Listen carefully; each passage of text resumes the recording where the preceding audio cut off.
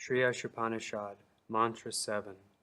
Yasmin Savani Bhutan, Yatmeva Bhut Vijanata, Tatra Ko Moha Kaha Shoka, Ekatvam Anupashyata. Translation: one who always sees all living entities as spiritual sparks, in quality one with the Lord, becomes a true knower of things. What then can be illusion or anxiety for him? Purport: except for the Madhyama Adhikari and Uttama Adhikari discussed above, no one can correctly see the spiritual position of a living being. The living entities are qualitatively one with the Supreme Lord, just as the sparks of a fire are qualitatively one with the fire. Yet sparks are not fire as far as quantity is concerned, for the quantity of heat and light present in the sparks is not equal to that in fire. The Mahabhagavata, the great devotee, sees oneness in the sense that he sees everything as the energy of the Supreme Lord. Since there is no difference between the energy and the energetic, there is the sense of oneness. Although from the analytical point of view, heat and light are different from fire, there is no meaning to the word fire without heat and light. In synthesis, therefore, heat, light, and fire are the same. In this mantra, the words Ekatvam Anupashyata indicate that one should see the unity of all living entities from the viewpoint of the revealed scriptures. The individual sparks of the Supreme Whole, the Lord, possesses almost 80% of the known qualities of the whole, but they are not quantitatively equal to the Supreme Lord. These qualities are present in minute quantity, for the living entity is but a minute part and parcel of the Supreme Whole. To use another analogy, the quantity of salt present in a drop is never comparable to the quantity of salt present in the complete ocean, but the salt present in the drop is qualitatively equal in chemical composition to all the salt present in the ocean. If the individual living being were equal to the Supreme Lord, both qualitatively and quantitatively, there would be no question of his being under the influence of the material energy. In the previous mantras, it has already been discussed that no living being, not even the powerful demigods, can surpass the Supreme Being in any respect. Therefore, ekatavam does not mean that a living being is equal in all respects to the Supreme Lord. It does, however, indicate that in a broader sense there is one interest, just as in a family the interest of all members is one, or in a nation the national interest is one, although there are many different individual citizens. Since the living entities are all members of the same Supreme Family, their interest and that of the Supreme Being are not different. Every living being is the son of the Supreme Being. As stated in the Bhagavad Gita 7.5, all living creatures throughout the universe, including birds, reptiles, ants, aquatics, trees, and so on, are emanations of the marginal potency of the Supreme Lord. Therefore, all of them belong to the family of the Supreme Being. There is no clash of interest. The spiritual entities are meant for enjoyment, as stated in the Vedanta Sutra 1.1.12. Ananda Mayo Biyasat. By nature and constitution, every living being, including the Supreme Lord in each of his parts and parcels, is meant for eternal enjoyment. The living beings who are encaged in the material tabernacle are constantly seeking enjoyment, but they are seeking it on the wrong platform.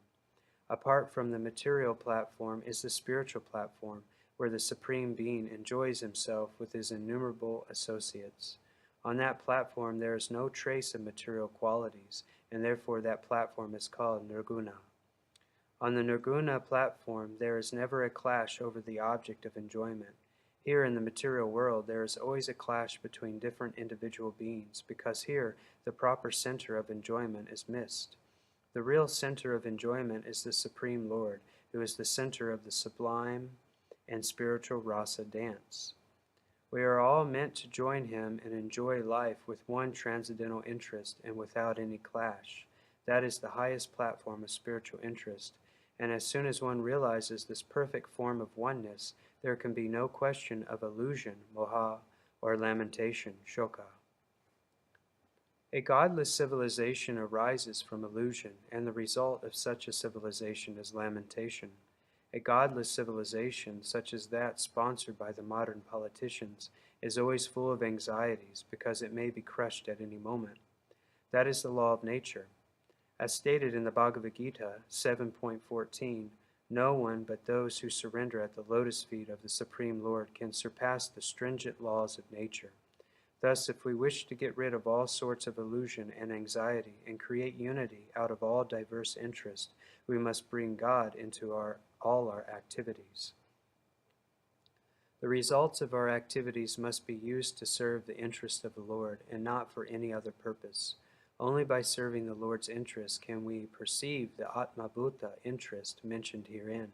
The Atma Bhuta interest mentioned in this mantra and the Brahma Bhuta, Srimad Bhagavatam 4.3.20, interest mentioned in the Bhagavad Gita 18.54 are one and the same. The supreme Atma, or soul, is the Lord himself, and the minute Atma is the living entity.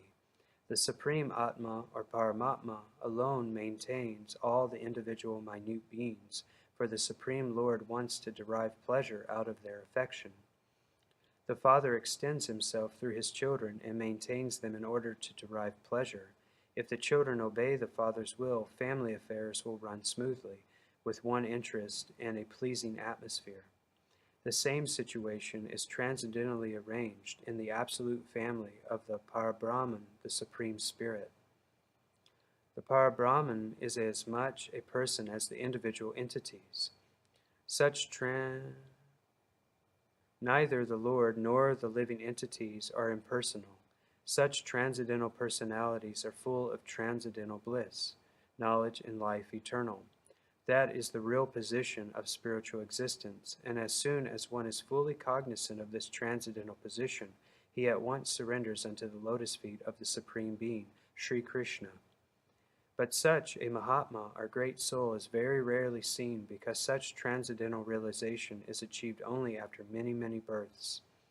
Once it is attained, however, there is no longer any illusion or lamentation, or the miseries of material existence, or birth and death, which are all experienced in our present life. That is the information we get from this mantra of Sri Isopanisad. Sri Isopanisad, Mantra 8. Sahaparyakat chukram akalyam avranam asnaviram shutam apapavitam kavir manishi paripuhu svayambur yathathayato ritan viyadatatchashtpatibiya samabiya. Translation. Such a person must factually know the greatest of all, the personality of Godhead, who is unembodied, omniscient, beyond reproach, without veins, pure and uncontaminated, the self-sufficient philosopher who has been fulfilling everyone's desire since time immemorial. Purport.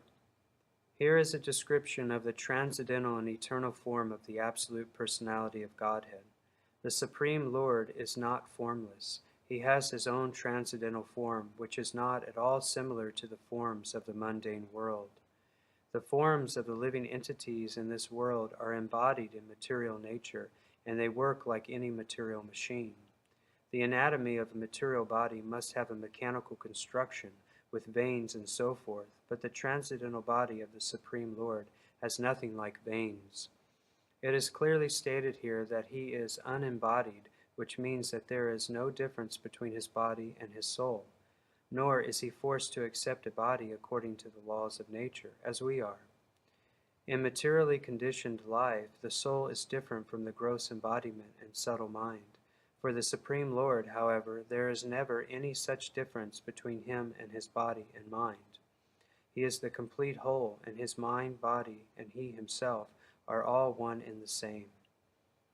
In the Brahma Samhita 5.1, there is a similar description of the Supreme Lord.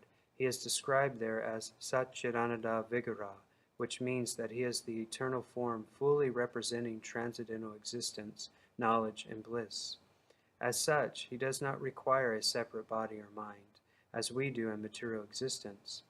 The Vedic literature clearly states that the Lord's transcendental body is completely different from ours. Thus, he is sometimes described as formless. This means that he has no form like ours, and that he is devoid of a form we can conceive of. In the Brahma Samhita 5.32, it is further stated that with each and every part of his body he can do the work of the other senses. This means that the Lord can walk with his hands, accept things with his legs, see with his hands and feet, eat with his eyes, etc. In the Shruti mantras, it is also said that although the Lord has no hands and legs like ours, he has a different type of hands and legs, by which he can accept all that we offer him and run faster than anyone. These points are confirmed in this 8th mantra through the use of words like Shukram, omnipotent. The Lord's worshipable form, Archa-Vigara, which is installed in temples by authorized acharyas who have realized the Lord in terms of Mantra 7, is non-different from the original form of the Lord. The Lord's original form is that of Sri Krishna, and Sri Krishna expands himself into an unlimited number of forms, such as Baladev, Rama, Nrsimha, and Varaha. All of these forms are one and the same personality of Godhead. Similarly, the Archa-Vigara worship in temples is also an expanded form of the Lord. By worshipping the Archa-Vigara, one can at once approach the Lord, who accepts the service of a devotee by his omnipotent energy. The Archa-Vigara of the Lord descends at the request of the acharyas, the holy teachers, and works exactly in the original way of the Lord by virtue of the Lord's omnipotence. Foolish people who have no knowledge of Sri Isopanisad or any of the other Shruti mantras consider the Archa-Vigara, which is worshipped by pure devotees, to be made of material elements. This form may be seen as material by the imperfect eyes of foolish people or Kanishtadhikaris, but such people do not know that the Lord, being omnipotent and omniscient, can transform matter into spirit and spirit into matter, as he desires. In the Bhagavad Gita 9.11 through 9.12, the Lord regrets the fallen condition of men with little knowledge who deride him because he descends like a man into this world. Such poorly informed persons do not know the omnipotence of the Lord. Thus the Lord does not manifest himself in full to the mental speculators. He can be appreciated only in proportion to one's surrender to him. The fallen condition of the living entities is due entirely to forgetfulness of their relationship with God. In this mantra, as well as in many other Vedic mantras, it is clearly stated that the Lord has been supplying goods to the living entities from time immemorial. A living being desires something, and the Lord supplies the object of that desire in proportion to one's qualification. If a man wants to be a high court judge, he must acquire not only the necessary qualifications, but also the consent of the authority who can award the title of high court judge. The qualifications in themselves are insignificant for one to occupy the post. It must be awarded by some superior authority.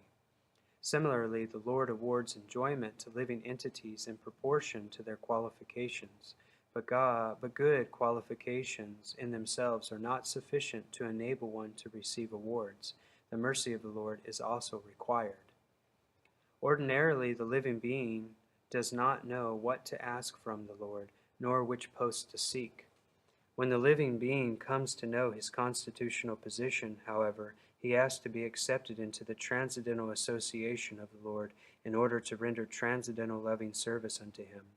Unfortunately, living beings under the influence of material nature ask for many other things, and they are described in the Bhagavad Gita 2.41 as having divided or splayed intelligence.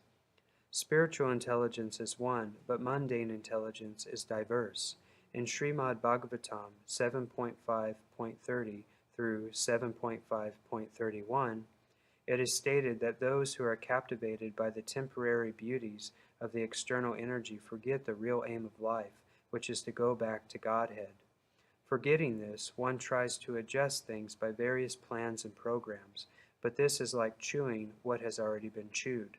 Nonetheless, the Lord is so kind that he allows the forgetful living entity to continue in this way without interference. Thus, this mantra of Sri Isopanisad uses the very appropriate word yata tat yata, indicating that the Lord rewards the living entities just in pursuance of their desires. If a living being wants to go to hell, the Lord allows him to do so without interference, and if he wants to go back home, back to Godhead, the Lord helps him. God is described here as Paribhu, the greatest of all. No one is greater than or equal to him. Other living beings are described here as beggars who ask goods from the Lord. The Lord supplies the things the living entities desire.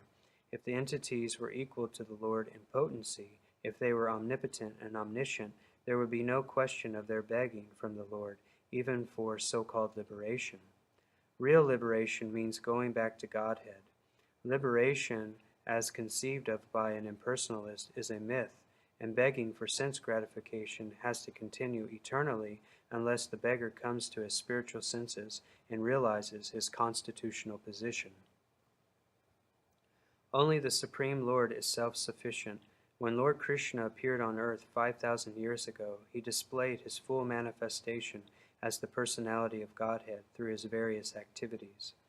In his childhood, he killed many powerful demons such as Aghasura, Bakasura, and Shakatsura, and there was no question of his having acquired such power through any extraneous endeavor.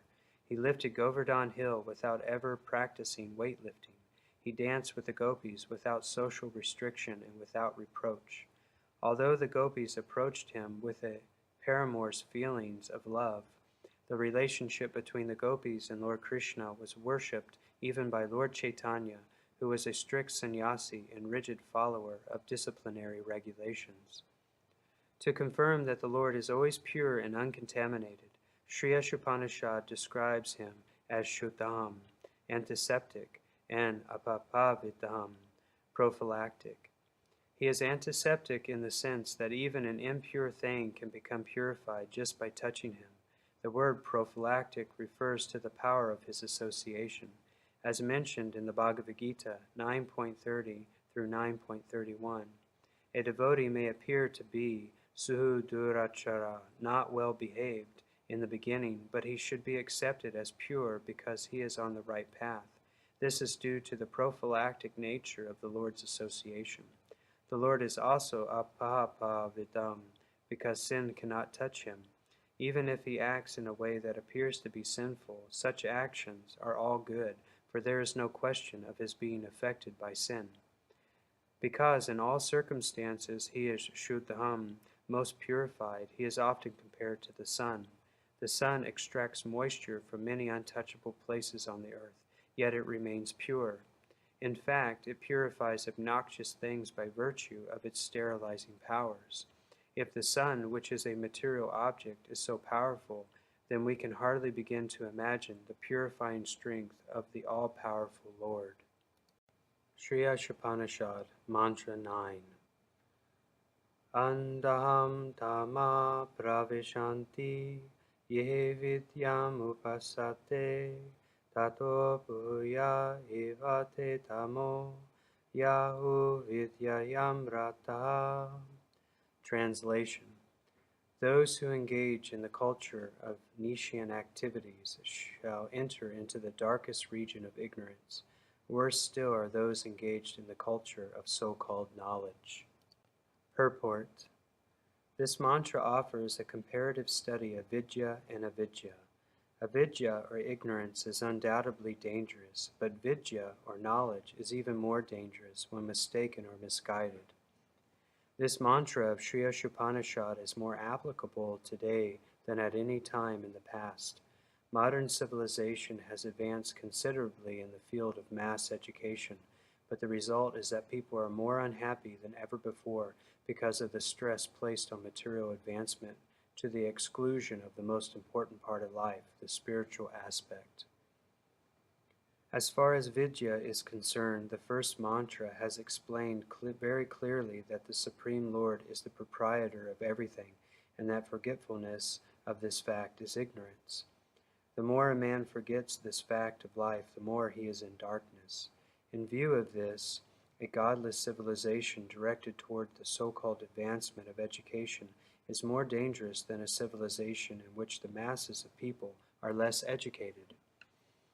Of the different classes of men, karmis, jnanis, and yogis, the karmis are those who are engaged in the activities of sense gratification. In the modern civilization, 99.9% of the people are engaged in the activities of sense gratification under the flags of industrialism, economic development, altruism, political activism, and so on. All these activities are more or less based on satisfaction of the senses, to the exclusion of the kind of God consciousness described in the first mantra. In the language of the Bhagavad Gita 7.15, people who are engaged in gross sense gratification are mudhas, asses. The ass is a symbol of stupidity. Those who simply engage in the profitless pursuit of sense gratification are worshipping avidya, according to Sri Isopanisad. And those who play the role of helping this sort of civilization in the name of educational advancement are actually doing more harm than those who are on the platform of gross sense gratification. The advancement of learning by a godless people is as dangerous as a valuable jewel on the hood of a cobra. A cobra decorated with a valuable jewel is more dangerous than one not decorated. In the Hari Bhakti Sudondaya 3.11.2.12, the advancement of education by a godless people is compared to decorations on a dead body. In India, as in many other countries, some people follow the custom of leading a procession with a decorated dead body for the pleasure of the lamenting relatives. In the same way, modern civilization is a patchwork of activities meant to cover the perpetual miseries of material existence. All such activities are aimed toward sense gratification, but above the senses is the mind, and above the mind is the intelligence, and above the intelligence is the soul. Thus, the aim of real education should be self-realization, realization of the spiritual values of the soul. Any education which does not lead to such realization must be considered avidya, or nescience, and to culture such nescience means to go down to the darkest region of ignorance. According to the Bhagavad Gita 2.42 and 7.15, mistaken mundane educators are known as Vedavada and Mayaya Parita Jana. They may also be atheistic demons, the lowest of men. Those who are Vedavada pose themselves as very learned in the Vedic literature, but unfortunately they are completely diverted from the purpose of the Vedas. In the Bhagavad Gita 15.15, it is said that the purpose of the Vedas is to know the personality of Godhead, but these Vedavata men are not at all interested in the personality of Godhead. On the contrary, they are fascinated by such fruitive results as the attainment of heaven. As stated in Mantra 1, we should know that the personality of Godhead is the proprietor of everything, and that we must be satisfied with our allotted portions of the necessities of life. The purpose of all Vedic literature is to awaken this God consciousness in the forgetful living being, and this same purpose is presented in various ways in the different scriptures of the world for the understanding of a foolish mankind. Thus, the ultimate purpose of all religions is to bring one back to Godhead. But the Vedavata people, instead of realizing that the purpose of the Vedas is to revive the forgetful soul's lost relationship with the personality of Godhead, take it for granted that such side issues as the attainment of heavenly pleasure for sense gratification, the lust for which causes their material bondage in the first place, are the ultimate end of the Vedas. Such people misguide others by misinterpreting the Vedic literature. Sometimes they even condemn the Puranas, which are authentic Vedic explanations for laymen. The Vedavadaratas give their own explanations of the Vedas, neglecting the authority of great teachers, acharyas. They also tend to raise some unscrupulous person from among themselves and present him as the leading exponent of Vedic knowledge. Such Vedavadaratas are especially condemned in this mantra by the very appropriate Sanskrit words Vidyayam Rata, Vidyayam refers to the study of the Vedas because the Vedas are the origin of all knowledge, vidya, and rata means those engaged. Vidyayam rata thus means those engaged in the study of the Vedas. The so-called students of the Vedas are condemned herein because they are ignorant of the actual purpose of the Vedas on account of their disobeying the acharyas. Such Vedavata-ratas search out meanings in every word of the Vedas to suit their own purposes. They do not know that the Vedic literature is a collection of extraordinary books that can be understood only through the chain of disciplic succession. One must approach a bona fide spiritual master in order to understand the transcendental message of the Vedas. That is the direction of the Mundaka Upanishad 1.2.12. These Vedavatarata people, however, have their own acharyas who are not in the chain of transcendental succession. Thus they progress into the darkest region of ignorance by misinterpreting the Vedic literature. They fall even further into ignorance than those who have no knowledge of the Vedas at all. The Mayaya Paretajana class of men are self-made gods. Such men think that they themselves are God and that there is no need of worshipping any other god. They will agree to worship an ordinary man if he happens to be rich, but they will never worship the personality of Godhead. Such men, unable to recognize their own foolishness, never consider how it is that God can be entrapped by Maya, his own illusionary energy. If God were ever entrapped by Maya, Maya would be more powerful than God. Such men say that God is all-powerful, but they do not consider that if he is all-powerful, there is no possibility of his being overpowered by Maya. These self-made gods cannot answer all these questions very clearly. They are simply satisfied to have become God themselves.